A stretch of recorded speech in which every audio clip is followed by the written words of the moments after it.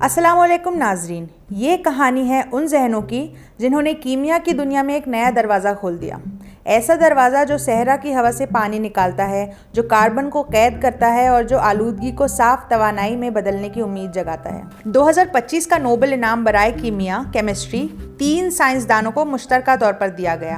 Professor Omar Mohammed Yaghi, professor Susumu Kitagawa और professor Richard Robson. तीनों साइंसदानों ने एक ही मैदान यानी रेटिकुलर केमिस्ट्री में ऐसी इनकलाबी दरियाफ्त की जिसने मादे मैटर की साख्त को नए मानी दे दिए।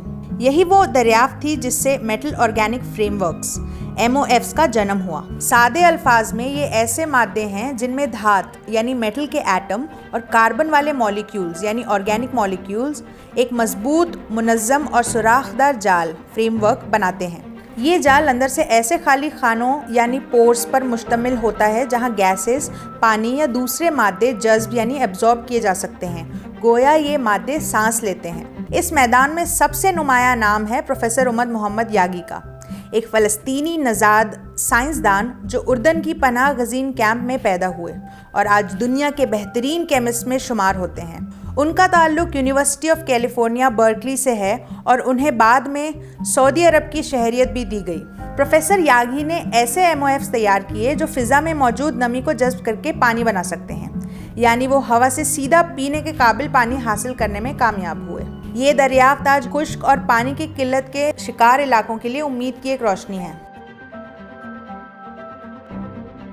जापान के साइंसदान सुसुमु किटागावा ने इन फ्रेमवर्क्स के अंदरूनी ढांचे को समझने और उन्हें ज़्यादा मजबूत और पायदार बनाने पर काम किया। उन्होंने दिखाया कि गैसेस के मॉलिक्यूल्स इन जालों में दाखिल होकर किस तरह बंद या आज़ाद किए जा सकते हैं। उनकी रिसर्च की बदौलत अब हम कार्बन डाइऑक्साइड जैसे नुकसानदेह गैसेस को जज्ब करके माहौल को साफ रखने की तरफ बढ़ रहे हैं।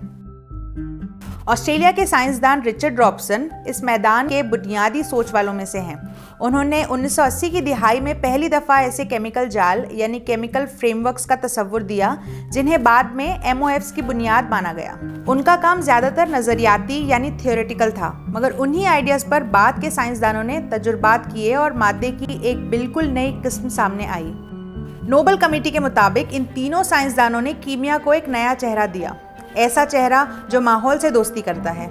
इनकी तहकीक ने गैस, पानी और तवानाई के ज़ख़ीरे के लिए नए दरवाजे खोल दिए हैं। MOFs की मदद से अब ये मुमकिन है कि कार्बन डाइऑक्साइड को फ़िज़ा से खींचकर साफ तवानाई में बदला जाए, जहरीली गैसेस को महफूज तरीके से स्टोर किया जाए, हवा से पानी हासिल किया जाए बगैर किसी बिजली के, और केमिकल रिएक्शंस को तेज़ और महफूज बनाया जाए।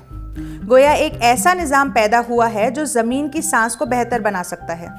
ये नोबेल इनाम सिर्फ साइंस की कामयाबी नहीं बल्कि इंसानी उम्मीद की कहानी भी है। एक फ़लस्तीनी नज़ाद साइंसदान जिसने पनाह गज़ीन कैंप से अपना सफ़र शुरू किया, आज दुनिया को ये सिखा रहा है कि सहराओं में भी ज़िंदगी के चश्मे बहाए जा सकते हैं। Professor Omar Mohammed Yaghi, Susumu Kitagawa और रिचर्ड रॉबसन तीनों ने मिलकर साबित किया कि केमिस्ट्री सिर्फ लेबोरेटरी की साइंस नहीं बल्कि इंसानी ज़िंदगी का नया इम्कान है।